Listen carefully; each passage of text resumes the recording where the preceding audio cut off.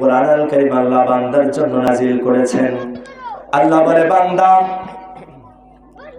ব্যক্তিগত জীবন কিভাবে পরিচালনা করবে, পারিবারিক জীবন কিভাবে পরিচালনা করবে, রাষ্ট্রীয় জীবন কিভাবে পরিচালনা করবে, আন্তর্জাতিক মানের জীবন কিভাবে পরিচালনা করবে, সকল দিকের নির্দেশনা দেওয়া হয়েছে কোরআনুল কারীমে। বলুন ঠিক কিনা?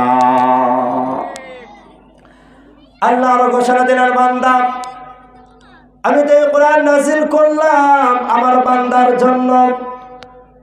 বান্দা জীবনের শুরু থেকে শেষ পর্যন্ত কিভাবে পরিচালনা করবে সকল দিক নির্দেশনা আমি কোরআনে দিয়ে দিলাম।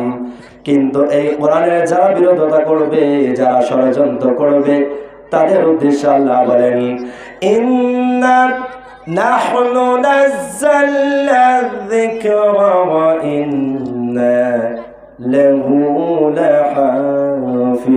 লাহাফিজুন। বলুন আল্লাহু আকবার। আল্লাহ তাআলা রব্বুল আলামিন বলেন, নিশ্চয় আমি এই কোরআনুল কারীম নাযিল করেছি আর আমি এই কোরআনুল কারীমের রক্ষক হলাম আমি নিজে। বলুন আল্লাহু আকবার।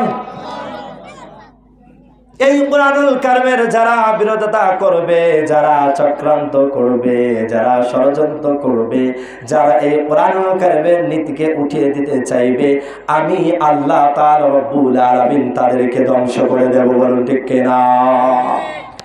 এই কোরআনকে তোমরা উঠা দিতে পারবে না, কারণ এই কোরআনুল কারীমের রক্ষক যিনি হলেন তিনি হলেন আমাদের রব, তিনি হলেন এই আসমান ও জমিনের সৃষ্টিকর্তা, তিনি হলেন আমাদের রিজিক দাতা, তিনি হলেন আমাদের রব মহান আল্লাহ তাআলা রব্বুল আলামিন। বলুন ঠিক কিনা?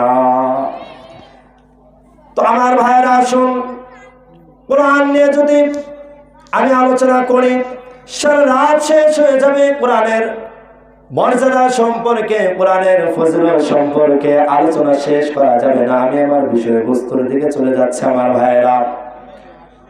আমি কোরআনুল কারীম থেকে সূরাতুল বাকারার 208 নম্বর আয়াত তেলাওয়াত করেছি। সবাই পড়ুন, আউযু বিল্লাহি মিনাশ শাইতানির রাজীম, বিসমিল্লাহির রাহমানির রাহিম, ইয়া আইয়ুহাল্লাযীনা আমানু দুখুলু ফিস-সিলমি কাফা ওয়া লা তাত্তাবিউ খুতুওয়াতিশ শাইতান ইন্নাহু লাকুম আদুব্বুম মুবিন। বলুন আল্লাহু আকবার। আল্লাহ তাআলা রব্বুল আলামিন বলেন, ইয়া আইয়ুহাল্লাযীনা আমানু দুখুলু, ঈমানদারগণ তোমরা ইসলামের ভিতরে পরিপূর্ণভাবে প্রবেশ করো, পূর্ণাঙ্গভাবে দাখিল হয়ে যাও।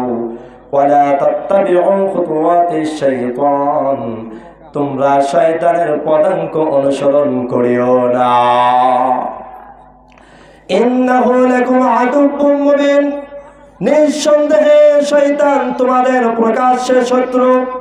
শয়তান আল্লাহর কাছে ওয়াদা দিয়ে এসেছে, আল্লাহ তুমি আমার এমন পাওয়ার দিয়ে দাও, আমি এই আদম সন্তানের রগে রগে ঢুকে আমি তাদেরকে, তারা যাবে নামাজের দিকে, তারা যাবে কোরআনের মাহফিলে, আর আমি তাদেরকে ধোঁকা দিয়ে বলে বলে নিয়ে যাব শাস্ত্রলে। বলুন ঠিক কিনা? আজান হয়ে যায়, মুয়াজ্জিন সাহেব বলে আল্লাহু আকবার, আল্লাহ বলো হাইয়া আলাস সালাহ, নামাজের দিকে আসো। আর এই শয়তান আমাদের ধোঁকা দিয়ে আমাদের ভুলাইয়া ভুলাইয়া সুন্দরভাবে আমাদেরকে নামাজ থেকে দূরে নিয়ে যায়। বলুন ঠিক কিনা? ফজরের আজান হয়, মুয়াজ্জিন বলে আসসালাতু খায়রুম মিনান নাওম, ঘুম হইতে নামাজ উত্তম। আর শয়তান আমার আপনার মাথা ভুলাইয়া দেয়, আরামদায়ক বানাইয়া দেয়। সে চিন্তা করে ও যদি নামাজে যায় তাহলে আল্লাহর প্রিয় বান্দা হয়ে যাবে। না না না, যাওয়া যাবে না, ঘুমা, আরো ভালো করে ঘুমা, মাত্র আজান দিয়েছে, আরো সময় আছে 30 মিনিট। বলো ঠিক কিনা?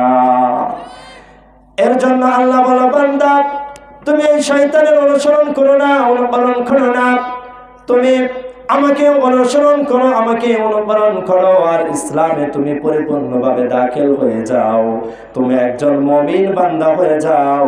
আর তোমার জন্য আমি আল্লাহ তাআলা রব্বুল আলামিন পুরস্কার রেখেছি।